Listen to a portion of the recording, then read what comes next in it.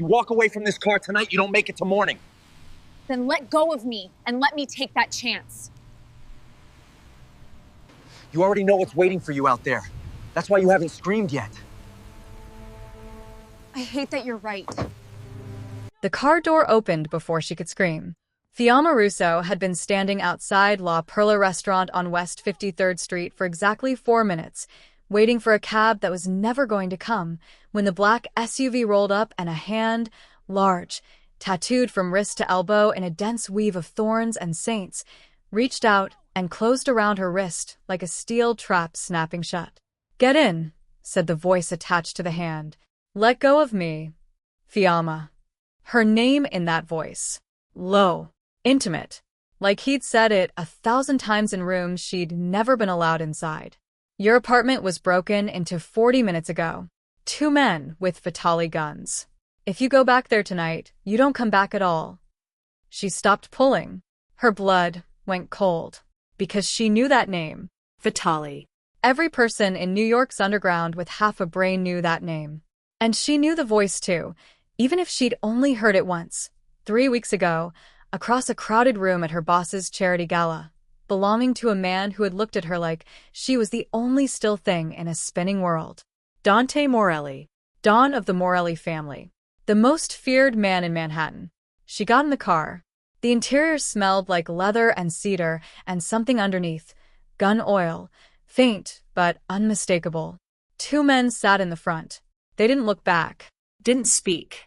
The SUV pulled smoothly into traffic and Fiamma pressed herself against the far door, putting every inch of the back seat between herself and the man beside her. He let her. Dante Morelli sat with one arm resting on the window ledge, watching the city slide past like he owned it, which, in every way that mattered, he did. He was not what people pictured when they imagined a mob boss. No slicked back hair. No sick gold chains. He wore a black Henley pushed up at the sleeves, and every inch of visible skin below his collar was ink. Both forearms covered, one sleeve of thorns and saints she had grabbed her with, the other a dense, breathtaking sprawl of a Roman wolf mid-snarl, surrounded by Roman numerals and a single name in Old English script that she couldn't read from this angle. His jaw was sharp, his hair dark and slightly overgrown, like he'd missed a haircut on purpose. His eyes, when he finally turned to look at her, were the color of aged whiskey, brown with gold underneath, and they were entirely, uncomfortably calm. "You're not going to thank me," he said. It wasn't a question. "I don't know what you want," Fiamma said. "So no. Not yet." His mouth curved. Just slightly. Smart. "Why were they in my apartment?" she asked. Dante looked at her steadily. "Because of who your father was." The words landed like a fist to the sternum. Fiamma Russo's father, Carlo Russo, had been dead for 6 years. He had died in what the police called a car accident and what everyone who knew anything called something else entirely. She had spent 6 years building a life that had nothing to do with his world. A finance degree, a legitimate job at a mid-sized investment firm, a small apartment in Midtown that she paid for herself, that had nothing to do with Carlo Russo's debts or Carlo Russo's sins or Carlo Russo's blood. And now a man with Roman wolves tattooed on his arms was telling her that none of it had been enough. "My father's been dead for 6 years, she said, voice steady. Practiced. She'd had 6 years to make it steady. "His debt hasn't," Dante said simply. She stared at him. "What debt?" He turned back to the window. "That's what we need to talk about." The SUV crossed the Brooklyn Bridge. The Manhattan skyline fell away behind them like a curtain dropping at the end of a show. Fiamma watched it go and felt, with a sick lurch of certainty, that her old life had just ended. The compound was in Carroll Gardens, a brownstone on the outside, indistinguishable from its neighbors, except for the 2 men standing at the gate with a particular kind of stillness that was not relaxation but readiness. They moved aside before the SUV even stopped. Inside was another world. Dark wood, high ceilings, a kitchen that smelled of garlic and rosemary from something simmering on the stove even at 11 at night. A sitting room with bookshelves floor to ceiling and a fireplace that was actually lit. It looked impossibly like a home where every man she passed wore a weapon under his jacket and watched her with flat, assessing eyes. Dante led her to a study at the back of the house. He closed the door, poured 2 glasses of red wine without asking, and set one in front of her. She didn't touch it. He sat across from her at a wide oak desk and opened a file. Inside, photographs, documents, numbers that made her stomach drop. Your father, Dante said, borrowed $4 million from Aldo Vitale 11 years ago. It funded the restaurant group. He left you when he died. He paused. Vitale never forgot it. He's been waiting for you to be worth collecting. Fiamma's hands went cold. I didn't know about any loan. I know you didn't. Then why? She stopped. Restarted. Why do you care? Why are you involved? Dante looked at her across the desk, and for a single, unguarded moment, something moved in his eyes that was not business, not calculation, not the flat assessment of threat and asset. Because, he said quietly, Vitale and I have been at war for 3 years. And you just became the most valuable piece on the board. She didn't ask to be a pawn. She didn't ask to be wanted by the most dangerous man in New York. She didn't ask for any of this. But the city has a way of collecting what it's owed, and Fiamma Russo was about to discover that her father's sins had always been waiting for her, patient as a wolf at a door. If you already know where this is going, if your stomach is already tight with it, stay right here. It's about to get a lot more complicated. And a lot more dangerous. What does that mean? Fiamma asked. Valuable piece. It means, Dante said, closing the file with deliberate care, that Vitale wants what your father owed. $4 million with 11 years of interest. He's decided you're the payment. I'm a person. To Aldo Vitale, you're a debt. His voice didn't change. To me, you're leverage. She stared at him. Those are the same thing. No. He leaned forward slightly, just enough. They're not. Vitale wants to own you. I want to use you to end him. He paused. One of those scenarios, you survive. The fire crackled in the next room. Somewhere deeper in the house, someone laughed, low, male, brief. The compound breathed around her like a living thing. And if I say no to both, she asked. Dante picked up his wine glass, unhurried. Then you go back to Midtown tonight, and tomorrow morning, Vitale's men find you. He met her eyes over the rim. I won't stop them. I can't protect what isn't mine. The word mine fell into the silence, like a stone into still water.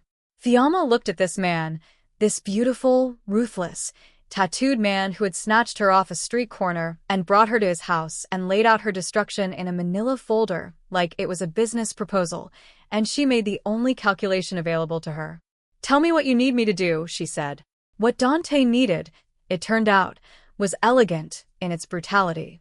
Aldo Vitale, Don of the Vitale family, Brooklyn-born, second-generation Sicilian, and the single most dangerous rival the Morelli name had faced in 30 years, was untouchable by conventional means.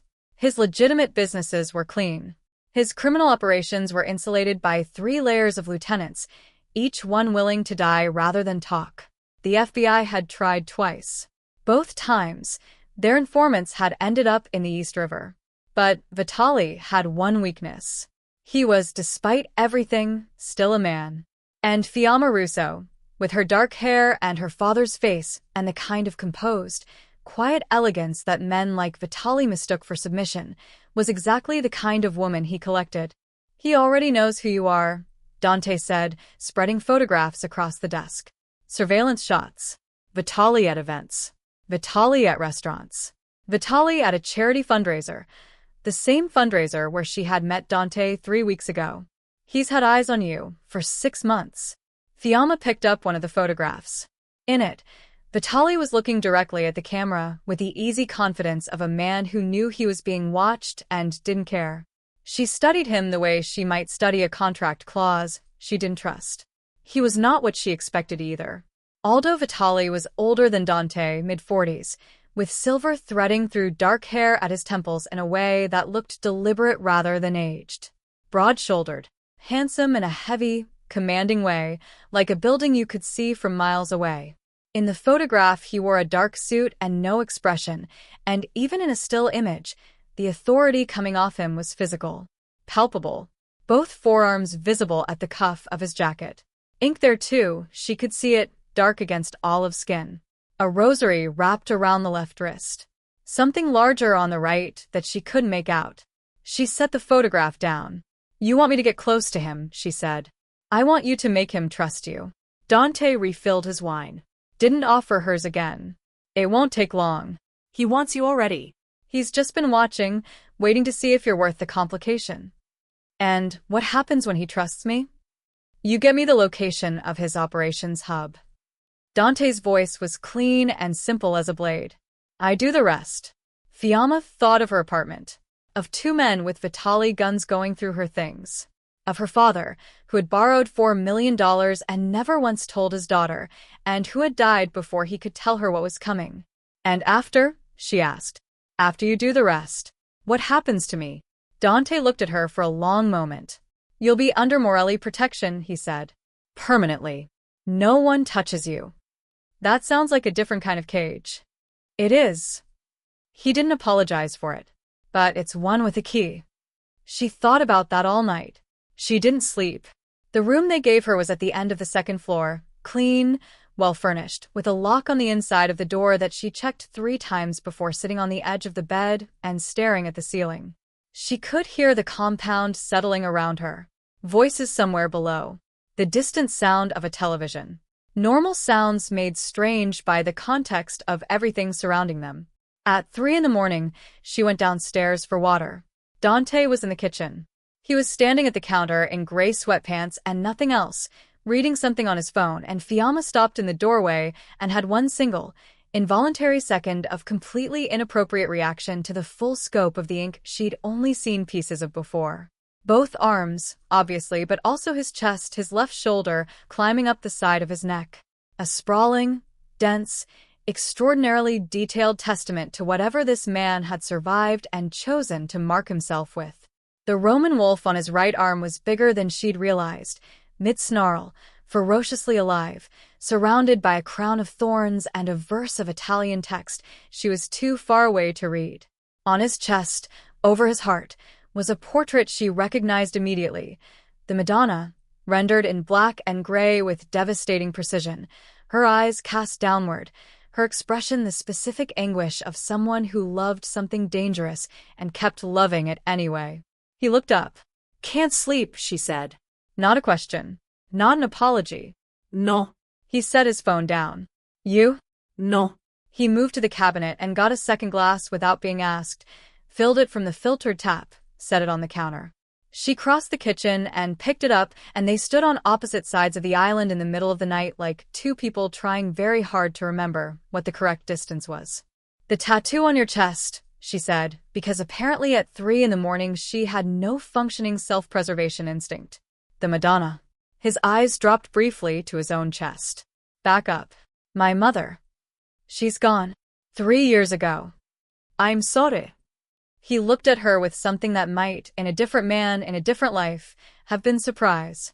Like condolences were not a thing that typically came his way. "Thank you," he said, quietly, and meant it.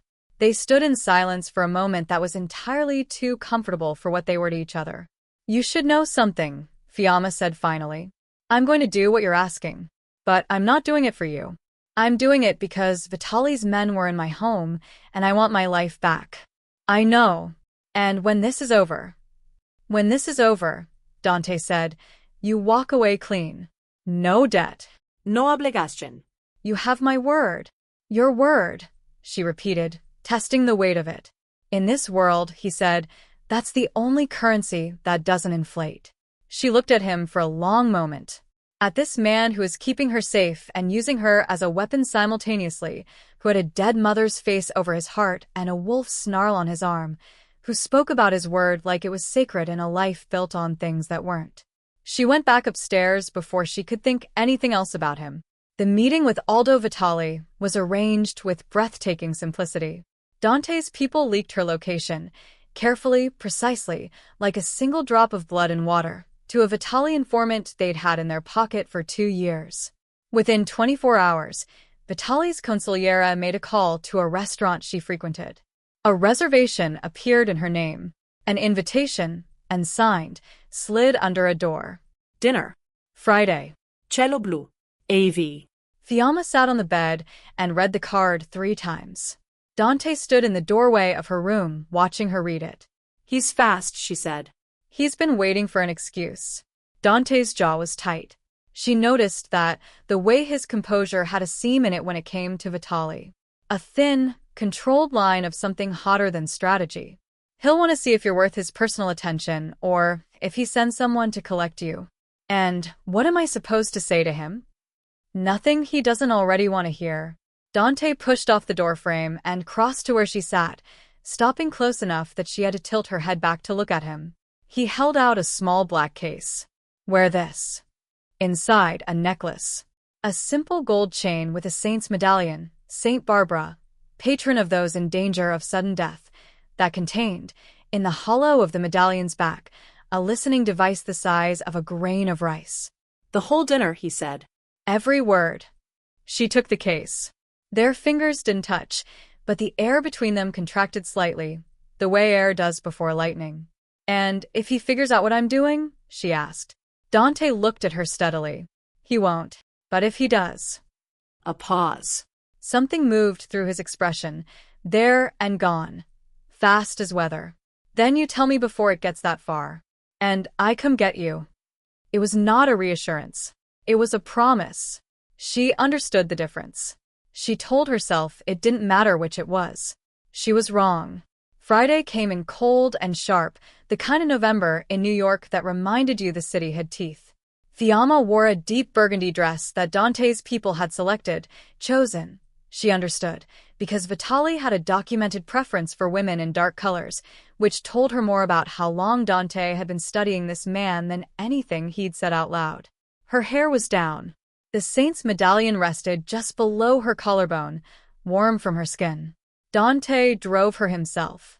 They sat in silence for most of the ride, the city unreeling outside the windows in its usual gorgeous indifference. At a red light on Fifth Avenue, he spoke. Don't let him touch you if you can avoid it, he said. Flat. Even, like he was giving directions. Fiamma looked at him, at the set of his jaw, at the way his hands on the wheel were relaxed in a way that looked practiced rather than genuine. Why? She asked. Because men like Vitale read touch like language, he said. You let him touch you. He thinks he already owns you. You need him to think you're considering it. That's strategic advice, she said. Yes. Say it again like you mean it to be. The light changed. Dante pulled forward and didn't answer, and that, the silence, the way his jaw tightened fractionally before he smoothed it away, was its own kind of answer. He stopped the car half a block from Cielo Blue. I'll be close, he said. How close? Close enough. She got out of the car. She walked down the block, feeling the cold November air against her collarbone, feeling the tiny weight of the saint's medallion that was also a weapon, feeling Dante's eyes on her back until she turned the corner and the restaurant door opened and swallowed her whole. Aldo Vitale stood up when she walked in. Old world manners. Old world power. He was bigger in person. The photographs had undersold the sheer gravitational weight of him, the way he occupied space like he'd decided the room belonged to him before he arrived. He took her hand and kissed the back of it, and his lips were warm and his eyes, when they met hers over her knuckles, were the most extraordinary gray she had ever seen. Storm gray. The color of Lake Michigan in October. Miss Russo, he said. You came? I was curious, she said. He smiled. It transformed his face entirely, made him look less like a monument and more like a man. So was I. She sat. The dinner began. And somewhere outside in a black SUV parked on 54th Street, Dante Morelli sat listening to every word through an earpiece, his hand resting on the center console, fingers curled into a fist so quiet and controlled that his knuckles had gone white. Aldo Vitale was, and this was the thing no one had warned her about, extraordinarily good company. He didn't perform. He didn't posture. He asked her questions, real ones, about her work, about her mother who was in assisted living in Queens and whom she visited every other Sunday, about the finance degree she'd fought to pay for herself, and he listened to the answers with a complete, focused attention of someone who had learned that information was the most valuable currency in the world. He was charming in a way that felt earned rather than deployed. He was funny, quietly, in a dry way that caught her off guard twice. And he was watching her. Not the way men usually watched women, the flat inventory of a gaze that didn't bother to hide what it was telling, but the way you watched something you hadn't decided yet whether to trust. She understood the dynamic immediately. He was doing exactly what she was doing. Testing. Your father, he said, over the main course, smooth as a river turning. Carlo Russo. You know I knew him. Fiamma kept her hand perfectly still around her wine glass. I didn't know that. Briefly. When I was younger, he was a man who made interesting choices. Vitale studied her face. You have his eyes. Everyone says that. It's not a compliment or a criticism. Just a fact. He tilted his head slightly. You've built a very clean life for someone with his last name. I worked hard for that. I know you did. Something shifted in his expression, a softening she hadn't expected. I respect it, actually. Most people in your position would have leaned on the name. You ran from it. I didn't run, she said, sharper than she intended. I chose something different. He looked at her for a moment, then nodded, slowly, like a verdict being rendered. Yes, he said. You did. In her ear, because she was wearing a second earpiece, barely visible, the other half of the listening circuit, she heard Dante's voice. One word. Low. Controlled. Careful. 3 dinners over 2 weeks. That was how fast it moved.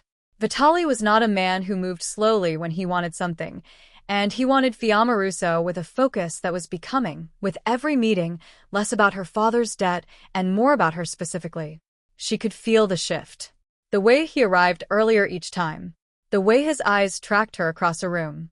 The way he remembered things she'd said 3 conversations ago with a precision that should have been unsettling and was, at its edges, something else entirely. Because here was the thing Fiamma had not accounted for. She liked him. Not the way you liked a weapon you were using or a role you were playing. She liked him the way you liked someone despite your best efforts not to. The way his hands moved when he talked about his daughter, a 14-year-old named Sophia who lived with her mother in Westchester and whose photographs Aldo kept in his wallet like a civilian. The way he looked genuinely, visibly pained when he spoke about the violence his business required. The way he'd said, once, quietly, over a second glass of wine, I have done things I can't take back. But I've never pretended they were something other than what they were. I think that might be the only honest thing about me. She'd told Dante. Dante had said, he's performing. She'd said, I don't think he is. Silence on the line. Then, come home. Home. He'd said it without thinking. She hadn't pointed it out. But it had settled somewhere under her ribs and stayed there, warm and inconvenient. At the compound, things were shifting too. Dante had started appearing. Not formally, not with a purpose or an agenda. He'd be in the kitchen when she came down in the morning, at the table when she ate, in the study when she was working on the cover documentation his people had constructed for her. He never manufactured reasons to be near her. He just was. Steady. Present. Like he'd always intended to orbit this particular space, and she'd arrived into it rather than the other way around. They fought the 3rd week. She came back from the 3rd dinner to find him waiting in the foyer, jacket still on, and the look on his face was something she hadn't seen before. Not anger, exactly, but the thing underneath anger, the thing that had to be managed and contained before it could present as anything functional. He held your hand, Dante said. Yes, she said. He did. I told you. You told me to manage his perception. I managed it. She kept her voice even, deliberate. He held my hand for 4 seconds, walking me to my car. It told him I was open to his attention. That is exactly what you needed. I needed. Dante stopped himself, jaw tight. The wolf on his forearm seemed to shift when his muscles contracted like that, almost alive. It's working, he said finally. Controlled again. He's moving faster than I expected. Because he trusts me, she said. Which was the plan? Yes. He held her gaze. Which was the plan? They stood there for a moment, 3 feet apart, and the air between them was so charged it was almost audible. Dante, she said quietly. What is this? He looked at her for a long, still moment. Then he turned and walked back toward the study. Go to sleep, Fiamma. She stood in the foyer a long time after he was gone. The fourth dinner never happened. The call came at 6 in the evening. Vitale's consigliere, a lean, silver-haired man named Rosario, who had the warmth of a marble floor, informing her that Don Vitale sent his apologies and would be in touch. Nothing more. Dante's expression when she told him was unreadable. Something's happened, he said, and picked up his phone. What had happened? It emerged through the network of Morelli intelligence over the next 3 hours. Was this? A Morelli soldier had been found dead in Red Hook. Shot twice, execution style. A Vitale calling card. Not literally, but a method specific enough that everyone who needed to know knew. The fragile ceasefire between the families, 3 years old, and held together with mutual exhaustion and economic necessity, had just developed a crack. This changes things, said Marco, Dante's underboss, a compact, watchful man in his late 30s with a scar bisecting his left eyebrow and the kind of stillness that came from a very specific kind of discipline. He and Fiamma had developed a wary mutual respect over the weeks she'd been at the compound. He was the one person in the house who had been honest with her from the start. He'll keep you safe. But don't confuse his reasons. Now Marco stood in the study doorway with his arms crossed and said, "We need to accelerate the timeline." "I'm aware," Dante said. "If Vitale thinks we're moving against him." "I said I'm aware, Marco." Marco looked at Fiamma. Something in his expression, not accusation, but something close to warning, held for a moment before he turned and left. Fiamma looked at Dante. "Was it your men?" she asked. "The soldier in Red Hook. Was it actually Vitale, or did you—" "Do not finish that sentence," Dante said quietly. "I need to know who I'm working for." He turned from the window to look at her, and his eyes were darker than usual, the gold in them gone, burned through by something that was either grief or guilt or both. "My man is dead," he said. "I need you to understand, I don't manufacture that." She believed him. She hated that she could no longer tell if believing him was intelligence or something more dangerous. That night, she found him in the garden. The compound had a back garden, a narrow, walled stretch of flagstones and dormant November roses and a wrought iron bench that looked like it had been there since the house was built. Dante was sitting on it, jacket off, elbows on his knees, a glass of something dark held loosely in both hands. He looked, for the first time since she'd met him, tired. Fiamma stood in the doorway for a moment. Then she went and sat beside him. "Who was he?" she asked. "The soldier." "Nico." Dante looked at his glass. 26. Second generation. His father served my father. A pause. He had a son. For months old. She said nothing. There was nothing to say that wouldn't be wrong. "This is what it costs," Dante said, and it didn't sound like justification. It sounded like a man reading a bill he couldn't stop accumulating. "This is always what it costs." "Then why not stop?" He looked at her sideways. Not defensively. The question surprised him, like no one had bothered to ask it in a long time. "Because if I step back, someone else steps in. And the someone else won't care about Nico's son. Or about the 40 families whose businesses survive because the Morelli name is what keeps certain doors open and certain guns pointed somewhere else." He looked back at his glass. "I'm not a good man, Fiamma. But I'm a specific kind of not good man. The world I exist in needs specific kinds." "You actually believe that," she said. "I have to," he said simply. They sat in the cold garden for a long time. Eventually she was shivering and he shrugged his jacket around her shoulders without comment, and she let him, and they sat together in the silence that had stopped being uncomfortable sometime in the past 3 weeks and become instead the kind of silence you deliberately return to. This was the moment. She knew it even while she was in it. This was where the line was, and she was already standing on the wrong side of it. The call from Vitale came the next morning. Not through his consigliere. Directly. Her personal number, which she had never given him. "I owe you an explanation for Friday," he said when she answered. "You don't owe me anything," she said carefully. "I want to." A pause. "There's been trouble. I don't want to discuss it on the phone. Will you see me?" She glanced across the kitchen at Dante, who was watching her with absolute stillness, reading her half of the conversation. When? She asked. Tonight. My house. I want you to see where I live. I think it's time. An invitation to his private residence. This was what Dante had been waiting for. The location of his operations hub, embedded in the same property where Vitale actually lived. It was the confirmation they needed. The final piece. She said yes. She hung up. And then something happened that she hadn't planned, that nobody had planned, that rewrote everything she thought she understood about the situation she was in. Dante's phone rang. He looked at the screen. His expression didn't change, but something left his face, emptied out of it like water from a cracked vessel. He took the call in the hallway.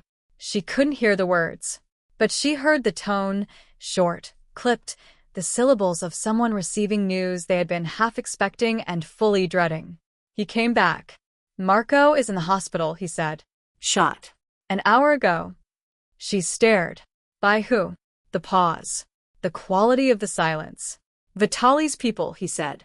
But his eyes slid from hers for just a fraction of a second. Just a fraction. She was watching for exactly that. Dante. Her voice was very careful. Look at me. He did. Is Vitale actually the one killing your people? Another silence. Longer. Yes, he said.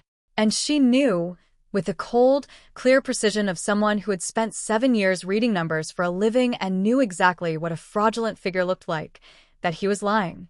If you're still here, then you already feel it, that sick, specific tension of wanting two things that can't both be true. She went in with a plan. She stayed because the plan became something else. And now the man who's been keeping her safe might be the one she should have been afraid of all along. The man she was supposed to use is the one who actually sees her. And she's standing in the middle of it all, in a world where love is written in blood and loyalty is the most expensive thing you can spend. Subscribe because this is exactly the kind of story you need to see through to the end. And the end is coming faster than anyone in this house is ready for. She went to Vitale's residence. A townhouse in Brooklyn Heights, 19th century bones with modern, immaculate interior, the kind of space that was beautiful in the way of things that had been chosen with time and genuine taste rather than money trying to look like taste. Books everywhere. A kitchen that smelled like someone actually cooked in it. Photographs on a side table. A teenage girl laughing, dark-haired, caught mid-turn in what looked like a garden somewhere sunny. Sophia. Vitale greeted her at the door himself. No staff visible. No guards in the immediate space, though she could feel them, 2, maybe 3 in adjacent rooms. He had dressed down, slightly, which on Aldo Vitale meant a dark shirt with the collar open and the cuffs rolled back, and she could finally see the ink on his right forearm clearly. An eagle, wings spread, rendered in extraordinary detail, clutching a laurel wreath in one talon and a broken chain in the other. Below it, a single date in Roman numerals. He followed her eyes to the tattoo. The day I made my first decision entirely alone, he said. Not for the family. Not for the business. For myself. What was the decision? She asked. He smiled, and it was that same transforming smile from the first dinner, and she hated a little that it still worked on her. I'll tell you when I trust you more, he said. He poured wine. They sat in his sitting room. Real furniture, worn at the edges, a couch that had been used. And he talked. He talked about his daughter, about the things he'd gotten wrong, and the ways Sophia still called him on Sunday nights despite everything, and the way that weekly phone call was the thing he built every other decision around. He talked about his business. Not specifics, not confession, but the architecture of it, the logic, the way he thought about power as something you maintained through relationships rather than fear. Fear only lasts as long as the gun is in the room, he said. Loyalty lasts forever if you earn it. Dante Morelli would disagree, she said, testing it. Watching. Vitale's expression didn't change, but his eyes sharpened, very slightly. Morelli is a different kind of man than I am. How so? He was quiet for a moment, turning his wine glass. He believes in control, in keeping everything and everyone in a specific place, serving a specific function. Another pause. I've heard he has a woman at his compound. A civilian. A leverage piece. Her blood went very still. I've heard he brought her in without her full understanding of what she was agreeing to, Vitale continued, watching her face with that gray storm focus. That she thinks she's working toward her freedom, but his real intention is to fold her into his operation permanently. He set his glass down. I've heard her name is Fiamma Russo. The room was completely silent. You knew, she said. Not a question. From the second dinner. His voice was careful now. Not angry, careful. Like he was handling something fragile. You're wearing a Morelli listening device around your neck. Your eyes track to your left when you're monitoring an earpiece feed. And you have the specific kind of composure of someone acting a part they've partly convinced themselves is real. She should have run. Every instinct she developed in 3 weeks at the compound said, run. She didn't. Why didn't you tell me to leave? She asked. Vitale looked at her for a long moment. Because I wanted to know if you'd choose to, he said quietly. She took the necklace off, held it in her palm for a moment. The saint's medallion, warm from her skin, Saint Barbara who watched over those in danger of sudden death, and then set it on the coffee table face down. In the SUV parked 2 blocks away, Dante's feed went dead. She looked at Vitale. Tell me what you know about my father's debt. He told her. And it was different from what Dante had told her. Not opposite, different. The same facts with the weight distributed differently, the shadows falling in different directions. Yes, Carlo Russo had borrowed money. But not from Vitale.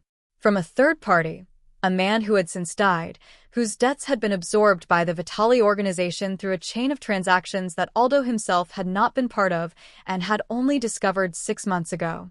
I have no interest in collecting on your father's debt, Vitale said. I have no interest in you as a debt. I told my consigliera to void it. He met her eyes. The men who went to your apartment, they weren't mine. She stared at him.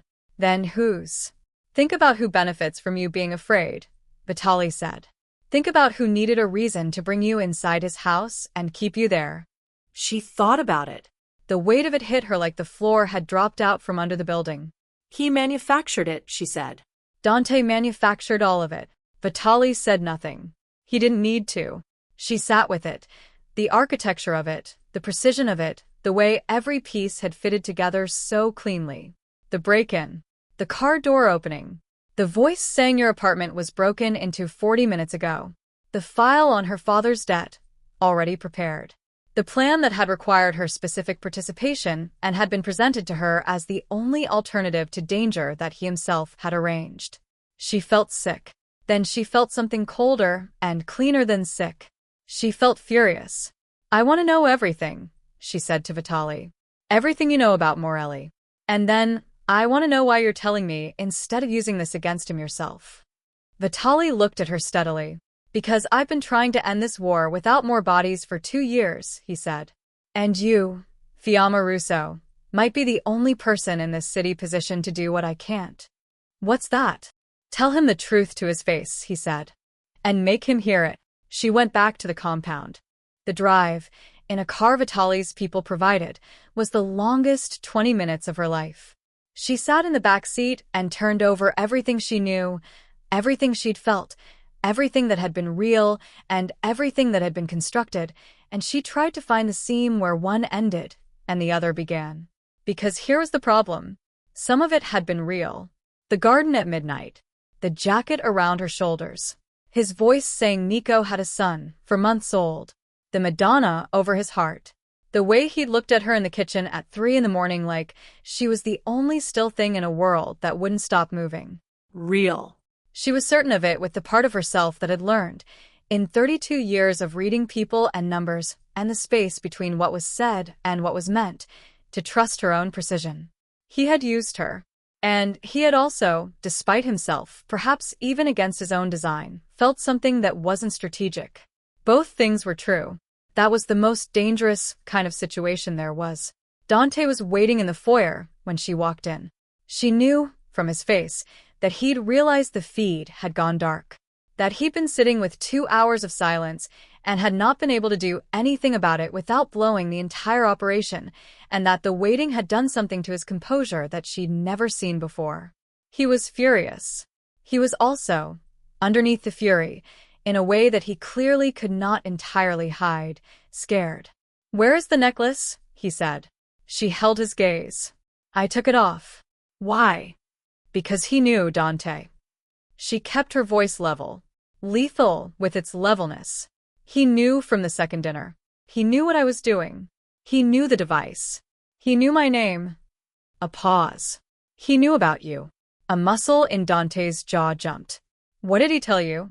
"The truth, I think." She took one step closer. "Did you send men to my apartment?" Silence. "Dante." Her voice cracked on his name, not with weakness, but with the specific weight of someone asking a question they already know the answer to. "Did you manufacture the threat to get me in this house?" The silence stretched out longer than it should have. Longer than innocence required. "It's more complicated than yes or no." He looked at her. And his eyes, those amber gold eyes that had been the most honest thing about him, even when everything else was constructed, were devastated. "Yes," he said. She didn't scream. She didn't cry. She turned and walked toward the stairs, and he followed, and she spun on the third step and pointed a finger at him with the kind of precision that cut cleaner than shouting. "You put me in a situation you invented," she said. "You told me my life was in danger. You took me from the street. You kept me here. You sent me to him." Her voice finally broke, just slightly, just at the edge. "You sent me to a man you told me wanted to own me, and you made me perform for weeks, and all of it was a mechanism. To protect you. From a threat you created. The threat was real by the time I got to you." His voice came up finally, the control fracturing. "The Vitale organization does have your father's debt. That part was real, Fiamma. I found it 8 months ago. I spent 8 months trying to find a way to resolve it that didn't involve you. I couldn't." He was breathing harder now, and his hands were open at his sides, which she had learned meant he was trying to stay measured. "The break-in, yes. I arranged the break-in. But only because the alternative was waiting until Vitale's actual people came for you, and by then it would have been too late to bring you in cleanly. So you kidnapped me gently," she said. "I kept you safe. By lying to me. Because the truth would have made you run, and running would have gotten you killed." He was at the bottom of the stairs, looking up at her, and the thing in his face now was not power or control or the measured authority of a man who ran an empire. It was the raw, graceless, helpless expression of someone who had made a decision they believed was right, and was watching it come apart in front of them. "I needed you to trust me enough to stay. I knew if I told you everything you'd go back to Midtown, and that would have been the end of it. That was my choice to make," she said, voice shaking now. "It was my life. My choice." "I know." His voice dropped. "I know that." They stared at each other across the 3 steps that separated them. "And Vitale?" she asked. "Was everything you told me about him a lie too?" A pause. Painful and specific. "Not all of it," he said. "He is dangerous. He is connected to your father's debt. He is in competition with this family." Then, quieter. "But he's not what I made him out to be to you. He's not a monster." Another pause. "He might even be the better man." She blinked. That was the last thing she expected him to say. "What?" she whispered. Dante looked at her with something that was beyond strategy or survival, or anything that had anything to do with the business of being Dante Morelli. "He doesn't lie to the people he's trying to keep," he said roughly. "Ida." "That's the difference between us. I've always known it." He turned and walked away. Fiamma stood on the stairs for a long time, her hand on the railing, the compound settling and breathing around her. Then she sat down right there on the 3rd step and pressed her palms over her eyes and tried to figure out what was left of what she felt, now that she knew which parts had been built. The problem was, too much was still standing. She didn't leave. She thought about it, sat on that step and thought about standing up, walking to her room, packing the single bag she'd come with, and walking out of the Morelli compound into the cold Brooklyn night, and never looking back. She didn't do it. Not because she forgave him, not even close, but because Vitale's words were still running through her head like a current she couldn't switch off. "You might be the only person positioned to do what I can't. Tell him the truth to his face, and make him hear it." She found Dante in the study at midnight. He was at his desk.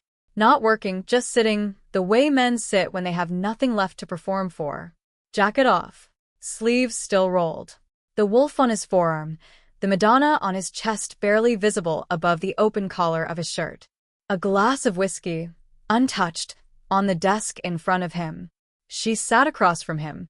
He didn't say anything. He looked at her and waited with the terrible patience of someone who had decided they deserved whatever was coming. This ends, she said. The war between your families. It ends. He looked at her. I can't. You can. Vitale wants to end it. He told me that tonight. He has for 2 years. He's been trying to find a way to make it happen without looking weak to his own people. She leaned forward. Nico is dead. Marco is in the hospital. How many more before someone has the conversation that needs to be had? Dante's jaw tightened. It's not that simple. I know it's not simple, she said, and her voice was steady now, completely steady, the way it got when she was working through a problem that mattered. But here's what I know about you, Dante Morelli, that you haven't figured out. I know. You are exhausted. You have been running this thing since you were 23 years old, and your father put it in your hands, and you have been keeping it together through sheer force of will and the willingness to do things that cost you something every single time. And you are tired of paying. She held his gaze. I have watched you for 3 weeks. I know the difference between what you are and what you do. They're not the same thing. He stared at her. Vitale will meet with you, she said. Neutral ground. No weapons.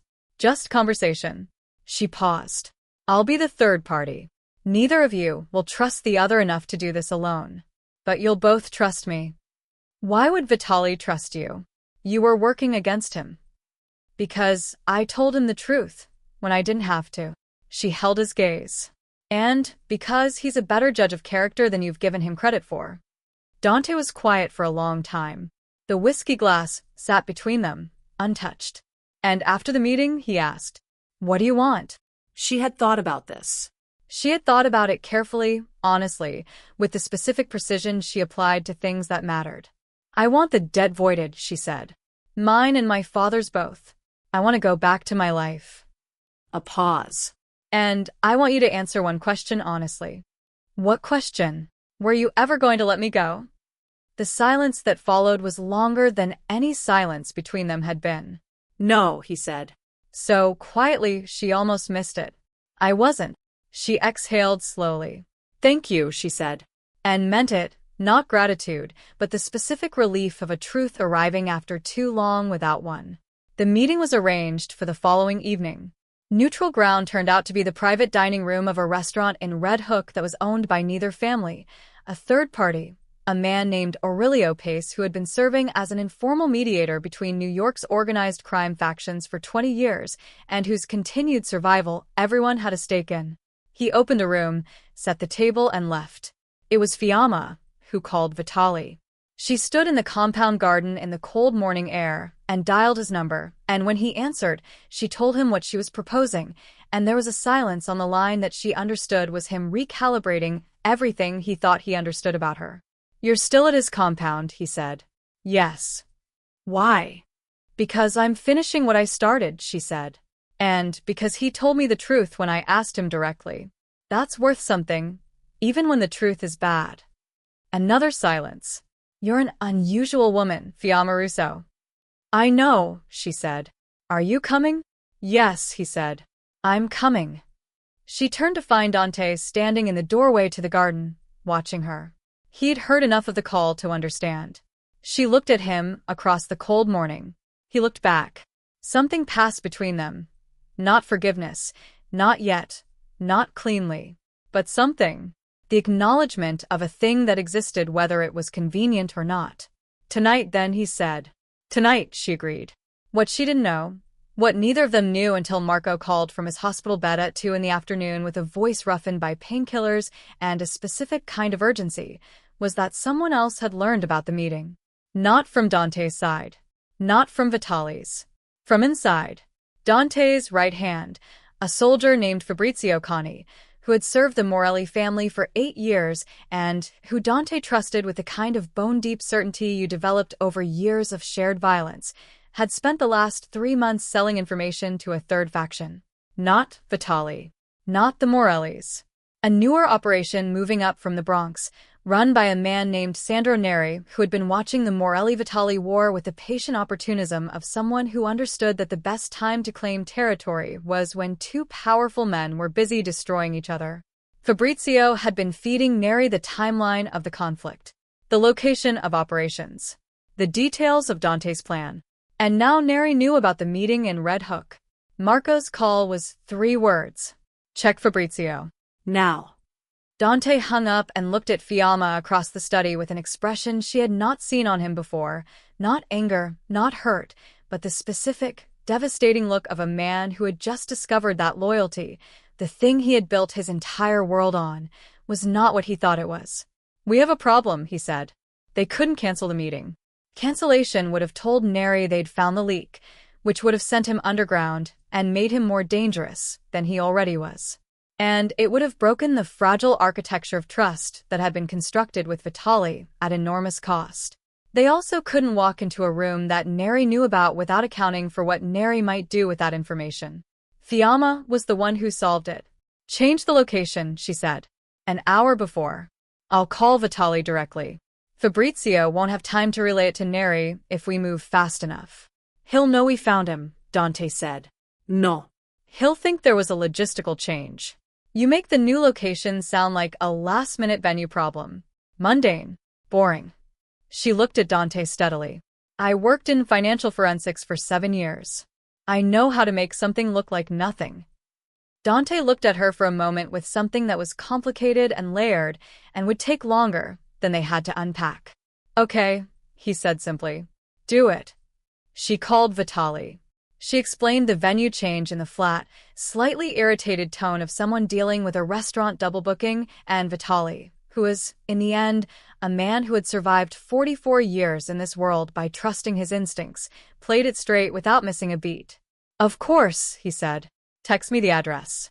The new location, a private room above a social club in Carroll Gardens that Dante controlled outright and that Fabrizio had never been given access to. Neutral in spirit, if not technically in ownership, but Fiamma had already told Vitale about the change, and Vitale had said, "If Morelli is willing to sit at a table and talk, the address doesn't matter." Fabrizio was handled quietly, the way things in this world were always handled quietly, by 2 of Marco's men who Dante trusted absolutely. No violence, Dante's specific instruction, which surprised everyone including Marco. Fabrizio was removed from circulation, secured, and told with the cold economy of Dante's voice through a phone call that his employment was terminated and his continued health was contingent on silence. Dante hung up from that call and stood at the window for a long moment. Fiamma watched him. 8 years, he said. "I know," she said. "You don't betray someone after 8 years because you've stopped believing in them," he said. "You do it because you've stopped believing in yourself." He turned from the window. "That's worse, actually." She said nothing. Sometimes the right thing was to let a person have their grief, without surrounding it with words. After a moment, he looked at her. "You ready?" "Yes," she said. The meeting lasted 2 hours. Fiamma sat at the head of the table because it had been her condition, the thing she had built the whole architecture around, and Aldo Vitale sat to her right, and Dante Morelli sat to her left, and for a long time all 3 of them simply existed in the same room and let the reality of that settle. Then Vitale set a folder on the table. Carlo Russo's debt documentation. The original transfer records, the chain of ownership through the dead intermediary, the note Vitale had signed 6 weeks ago voiding it entirely. He slid it to Fiamma. "This was never mine to collect," he said. "It's done." She looked at the document. At her father's name on it. In typed black ink that had survived him by 11 years and had shaped the last several weeks of her life in ways she was still reckoning with. She folded it, put it in her bag. "Thank you," she said. Then she looked at both men. "Now talk," she said. "To each other." "Not through me. Not through soldiers or operations or moves on a board. To each other." They looked at her. Then, and she would think about this moment for a long time afterward, the specific quality of it, they looked at each other. What happened over the next 2 hours was not easy, and it was not clean, and it was not the comfortable resolution of a conflict between men who didn't fundamentally see the world differently. There were points where voices rose. Points where Vitale stood up and Dante's hand moved to where a weapon would have been if either of them had been carrying, which they weren't. She had insisted on that, and both men had complied, which told her more about their willingness to reach this table than anything they said. But they talked. And somewhere in the second hour, something shifted. It shifted the way real things shift. Not dramatically, not with announcement, but with the slow, grinding movement of tectonic things finally adjusting to where they needed to be. The language changed, became less about position and more about pragmatism, about territory and business rather than blood and honor, about what the next 5 years looked like if they kept burning each other's resources versus what it looked like if they stopped. By the end, nothing was signed, nothing was finalized, but a framework existed. The bones of a thing that could become a truce, given time and care and the absence of the specific provocations that had been defining the last 3 years. Vitale stood to leave first. He looked at Fiamma and his gray eyes were warm in a way she had learned, over their weeks of dinners, to recognize as genuine. "You're remarkable," he said. "I'm just good at my job," she said. He smiled, that transforming smile. "Your job is financial forensics." "My job," she said quietly, "is finding the truth in numbers that don't add up." He looked at her for a moment longer. Then he looked at Dante. Something passed between the two men, complex, layered, the specific acknowledgement of men who had been enemies long enough to know each other and would now have to learn what to do with that knowledge. "Morelli," Vitale said. "Vitale," Dante said. It was not friendship, but it was a beginning. Vitale left. They sat in the empty room for a while after he was gone. The social club was quiet around them. Someone in a room below was watching television. She could hear the faint track of a laugh track, absurd and human and completely incongruous. Dante poured the last of the water from the carafe on the table and slid it to her without comment. "Is that it?" she asked. "No," he said. "Not even close. There will be months of negotiation. There will be incidents. There will be nights I'm not sure it holds." He looked at the table. "But tonight is something that didn't exist yesterday. So. She looked at her water glass, at the white tablecloth, at her own hands. "I'm going home tomorrow," she said. He was quiet for a moment. "I know. The debt is cleared. The nary problem," she paused. "Is that resolved?" "It will be. Marco will handle it." A pause. "He's going to be fine, by the way." "Marco." "They're releasing him tomorrow." "Good." She let out a breath. "Good." Another silence. The laugh track floated up from below. "Fiamma." His voice was different, stripped of the measured control that usually ran through it like rebar through concrete. Just his voice, without architecture. "I need to say something." She looked at him. "What I did, bringing you in the way I did, I told myself it was strategic. That it was protection dressed as manipulation or manipulation dressed as protection, and I was never quite sure which was the honest description." He met her eyes. "The honest description is that I saw you 3 weeks before I ever arranged any of it. At Bertoni's gala. You were standing by the window with a glass of wine, and you looked like the only person in the room who was exactly where they meant to be, and I couldn't stop watching you." He stopped. Restarted. "The threat to your safety was real. The debt was real. But I could have resolved both another way. I chose the way that brought you here, because I wanted you here. That was selfish, and it was wrong, and I have spent the last 3 weeks being aware of that at every single moment and doing it anyway." She sat with this. She sat with it the way you sat with something large, not rushing to put it in a box or hand it back or respond to it before you'd actually felt the full weight of it. "You're telling me this now," she said finally. "Yes." After the fact. "Yes." He didn't try to make it better. "I know the timing is "Terrible," she said. "The timing is terrible." "Yes." She looked at him. At the man who had fabricated a crisis to bring her into his orbit and had then been unable to maintain the fabrication because something real had gotten in the way. At the ink on his arms, the wolf and the saints and the thorns and the mother over his heart. At the tiredness in his face. At the thing in his eyes that had no name in the language of strategy or empire building. "I'm going home tomorrow," she said again. "I know," he said again. "And you're going to leave me alone." A pause. The longest pause he'd given her. If that's what you want, he said. It's not about what I want, she said. It's about what I need. I need to go back to my apartment and my job and my life and be in it for a while without anyone deciding what's good for me. She held his gaze. I need to know that I can still choose. Okay, he said. Okay, she said. She stood. He stood with her, old world reflex, something his mother probably taught him. She picked up her bag. She looked at him one last time across the table where two warring empires had just been slowly, imperfectly, talked toward peace by a woman who had come in as a weapon and left as something neither of them had planned for. She walked to the door. Fiamma. She stopped. Didn't turn. I'm sorry, he said. Simply. For all of it. She stood in the doorway for a moment. I know, she said. And left. 6 weeks later. Fiamma was at her desk at 7:45 on a Tuesday morning, the early winter light coming flat and gray through her midtown office window, her second coffee of the day steaming beside her keyboard, when her phone buzzed. Unknown number. She answered. Carlo Russo did not borrow money from Aldo Vitale or anyone connected to his family. The voice was Rosario, Vitale's consigliera, flat and precise as a ruled line. He borrowed it from Sandro Neri's father. The debt was inherited by Neri Jr. The threat to you was never the Vitale organization. It was always Neri. She set her coffee down very carefully. Vitale found this out yesterday, Rosario continued. When Morelli's people brought in Fabrizio Conti, and Conti started talking, the whole picture came out. Neri fabricated the paper trail that pointed to us. He's been running this game for 3 years, using the Morelli-Vitale conflict as cover for his expansion. A pause. Don Vitale thought you should know the full truth. Where is Neri now? She asked. A brief silence.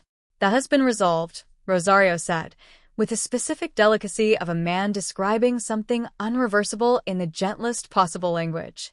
And the truce? She asked. Holding, he said. Better than holding, actually. Was that warmth in Rosario's voice? She wasn't sure she'd have believed it possible. Don Vitale says you were right about the framework. It's moving faster than expected. She thanked him, hung up, sat for a long moment looking at her screen without seeing it. Then she picked up her phone again. She scrolled to a number she had not called in 6 weeks, had looked at approximately 40 times, and had never dialed. She dialed it. It rang twice. Fiamma. Dante's voice. Immediate. Like he'd been holding his phone. Like he'd been waiting for this specific ring. I just got a call from Rosario, she said. I know. I authorized it. A pause. You deserved to have the full picture. From the beginning, you deserved it. I know it's late. It's late, she agreed. Silence. The particular silence of two people in separate places who are occupying the same moment completely. I have a question, she said. Ask it. The night at the gala. Before any of this. Before the plan. She kept her voice even. If you'd walked over and talked to me the normal way, just introduced yourself, like a person, not an operation, what would you have said? A long pause. She could almost hear him deciding whether to be honest. He chose honest. She had noticed he always chose honest when it was the harder option. I would have said, he began, and his voice was quiet in a way that had nothing managed about it, that you looked like someone who was carrying something heavy and had gotten so good at it that most people couldn't tell. And that I'd spent my whole life doing the same thing. And that I thought we could probably have an extraordinarily good conversation about that. She was quiet for a moment. That would have worked, she said. I know. His voice roughened slightly. I know it would have. That's the part I'll never forgive myself for. She looked out at the gray midtown morning, at the people moving on the street below, at the ordinary Tuesday that the city was making its way through, unaware of the specific improbable thing that was happening in a 7th-floor office between a woman with a clear debt and a man with ink on his arms and a Madonna over his heart. I'm coming to Brooklyn on Saturday, she said. A pause.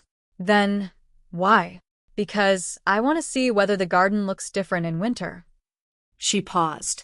And because Marco mentioned, in the text he sent 2 weeks ago that I didn't answer, that there's a specific restaurant on Smith Street you've been meaning to try and haven't, because you never go anywhere new by yourself.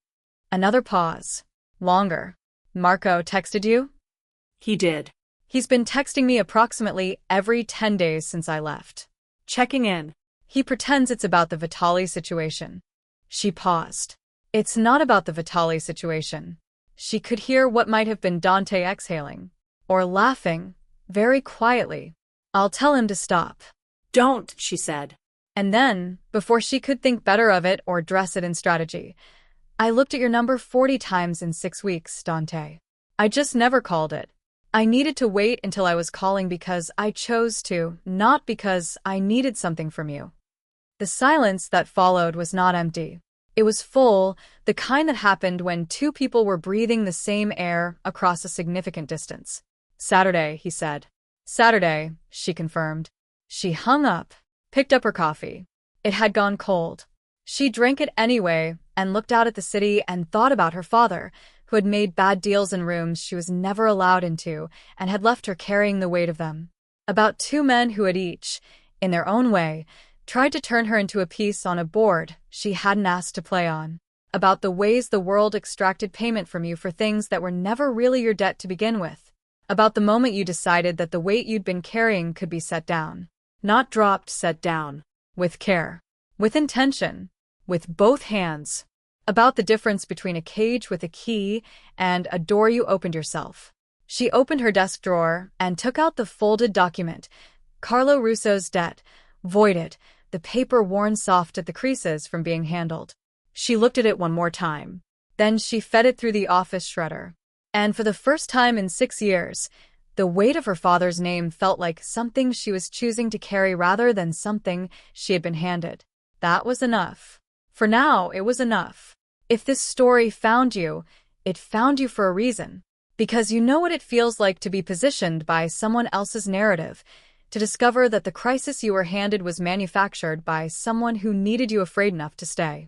And you know what it takes to walk back into that truth without flinching, without burning everything down, without losing yourself in the process. Fiamma didn't choose between two powerful men. She chose herself, and made both of them better for having known her. If you've ever been the woman in the middle of someone else's war, wondering when it became yours, this was for you. Subscribe. Share this with someone who needs to hear it. And if you want to know what Saturday in Brooklyn looked like, what was said over dinner on Smith Street, what happens when a man who built a world on control finally learns to leave a door open, tell me in the comments. Because this world doesn't end with a voided document and a phone call. It ends when someone finally, deliberately, chooses to walk through.